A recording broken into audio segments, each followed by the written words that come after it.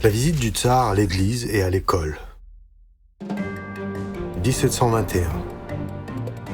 Au cours de la construction de l'arsenal du Kremlin de Moscou, le bâtiment de la Comédie, le premier théâtre d'État public russe, a été démonté. La première édition du roman satirique de Charles-Louis de Montesquieu, Les Lettres persanes, voit le jour. En conformité avec le décret de Pierre Ier, la plus ancienne fabrique d'État de traitement artistique des pierres de couleur, la taillerie de Peterhof, est fondée. Moscou. Pierre a 49 ans. Le tsar se préoccupait non seulement de l'armée et de la flotte, non seulement des nouvelles usines et fabriques, il se souciait de l'instruction publique, des malades, des vieux et des handicapés. En 1701, Pierre a ordonné d'organiser des écoles et des gîtes pour les handicapés auprès des couvents. En 1701, Pierre a ordonné d'organiser des écoles et des gîtes pour les handicapés auprès des couvents.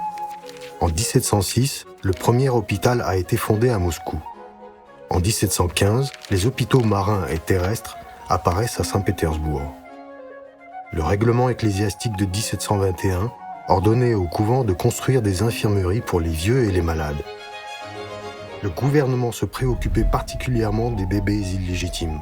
Pierre Ier ne soutenait pas la bienfaisance privée, en considérant que tous les fonds pour le traitement des pauvres devraient être alloués par le système ecclésiastique d'État et de couvent.